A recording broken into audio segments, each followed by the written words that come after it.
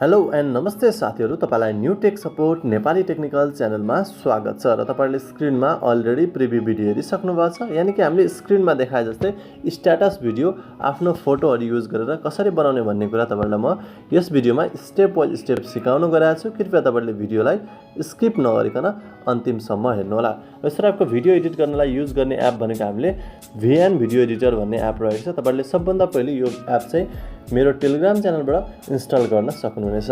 र सबभन्दा पहिले तपाईले यो एप ओपन गरिसकेपछि अब यहाँ प्लस आइकनमा क्लिक गर्नु होला।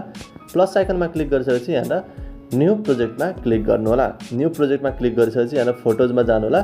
फोटोजमा गइसकेपछि तपाईले कुन फोटो चाहिँ एडिट गर्न चाहनुहुन्छ त्यो फोटो तपाईले सिम्पली यहाँ सिलेक्ट गर्नु होला। जस्तै एकछिनको लागि मैले यहाँ भन्देको कुनै एउटा फोटो सिलेक्ट गर्छु। सिलेक्ट गरिसकेपछि तपाईले यहाँ यो एरोमा क्लिक गर्नु होला। एरोमा क्लिक गर्नेबित्तिकै तपाईहरुको यहाँ फोटो आउनेछ। फोटो आइसकेपछि यहाँ माथि ओरिजिनलमा क्लिक गरेर यसलाई 9:16 रेशियो सिलेक्ट गरिदिनु होला।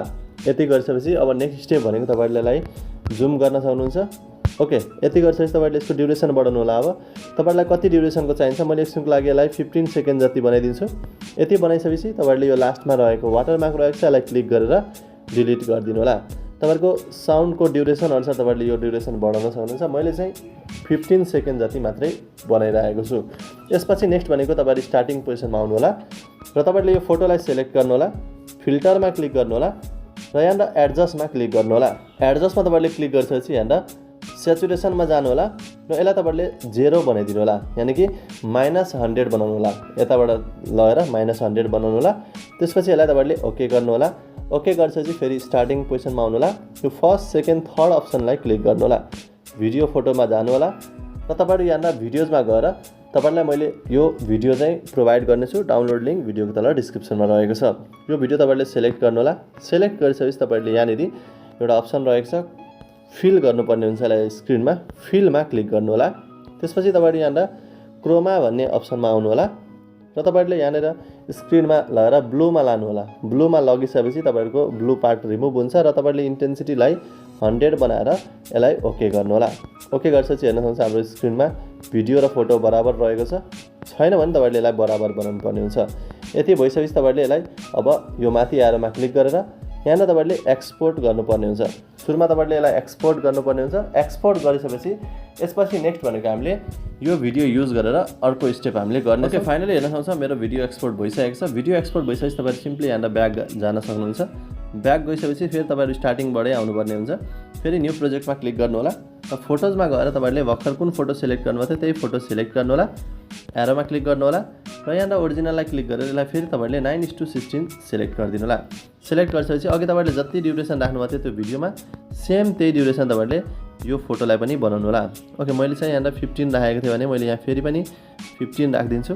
त्यसपछि तपाईहरुले यो लास्टको वाटरमार्कलाई क्लिक गरेर यसलाई डिलिट गरिदिनु होला। डिलिट गरिसकेपछि अब तपाईहरु फेरि स्टार्टिङ पोजिसनमा आउनु होला। स्टार्टिङमा आइसकेपछि तपाईले यो जुन फोटो रहेको छ यो फोटोलाई अझ राम्रो बनाउनलाई यसमा तपाईले फिल्टर एड गर्दा अझ राम्रो बन्नेछ। यसको लागि फोटो सिलेक्ट गर्नु होला। त्यसपछि तपाईले यहाँ फिल्टर भन्ने अप्सनमा क्लिक गर्नु होला र तपाईहरुले हेर्न सक्नुहुन्छ यहाँ मसँग केही फिल्टरहरु रहेको छ। तपाईलाई कुनै फिल्टर मन पर्छ भने कुनै पनि तपाईहरुले यहाँ भएको फिल्टर युज गर्न सक्नुहुन्छ वा तपाईहरुलाई अरु फिल्टर चाहिन्छ भने तपाईहरुले एडमा गएर अरु फिल्टर पनि एड गर्न सक्नुहुनेछ। ओके, तपाईहरुले यहाँ फोटो फिल्टर एड गरिसकेपछि फोटोमा ओके गर्नु होला। ओके गरिसकेपछि फेरि स्टार्टिङ पोजिसनमा आउनु होला। फर्स्ट सेकेन्ड थर्ड अप्सनमा क्लिक गर्नु होला। भिडियो फोटोजमा जानु होला र तपाईहरुले भर्खर सेभ गर्नुभएको भिडियो यहाँ सिलेक्ट गर्नु होला। सिलेक्ट गरिसकेपछि तपाईहरुको भिडियो स्क्रिनमा आउनेछ। त्यसपछि तपाईहरु यहाँ अलिकति अगाडि आउनु होला। यहाँ स्क्रोल गर्नु होला। यसलाई पनि तपाईहरुले फिलमा क्लिक गर्नु होला ताकि तपाईहरुको स्क्रिनमा फिल हुनेछ। फिल भइसकेपछि तपाईहरुले यहाँ क्रोमामा जानु होला। फेरि क्रोमामा जानु होला र तपाईहरुले यहाँ यसलाई मुभ गरेर ग्रीनमा लानु होला। यो सर्कलमा ग्रीन आउनुपर्ने हुन्छ र इन्टेन्सिटीलाई फुल गरिदिनु होला। त्यसपछि तपाईहरुले सिम्पली यसलाई ओके गर्नु होला। ओके गरिसकेपछि हेर्न सक्नुहुन्छ हाम्रो यस्तो टाइपको बनेको छ। त्यसपछि तपाईहरु फेरि स्टार्टिङमा आउनु होला। हेर्न सक्नुहुन्छ हाम्रो यो तीनटै बराबर रहेको छ। स्टार्टिङमा आइसकेपछि अब नेक्स्ट भनेको तपाईहरुले यहाँ एउटा इफेक्ट एड गर्नुपर्ने हुन्छ। त्यसको लागि तपाईहरु स्टार्टिङमा आउनु होला र फेरि थर्ड अप्सनमा जानु होला। भिडियो फोटोजमा जानु होला र तपाईहरुले यहाँ एउटा स्टार फिल इफेक्ट भन्ने रहेको छ। यो स्टार टाइपको इफेक्टहरु रहेको छ। यो इफेक्ट तपाईहरुले सिलेक्ट गर्नु होला। यो भिडियो सिलेक्ट गरिसकेपछि यसलाई पनि तपाईहरुले यहाँ स्क्रिनमा फिल गर्नु होला। फिल गरिसकेपछि तपाईहरु फेरि यहाँ अलिकति अगाडि आउनु होला। अगाडि आइसकेपछि यहाँ ब्लेन्डिङ भन्ने अप्सन रहेको छ। ब्लेन्डिङमा जानु होला। यहाँ तपाईहरुले स्क्रिन भन्ने अप्सन सिलेक्ट गर्नु होला। यसपछि यसलाई ओके गर्नु होला।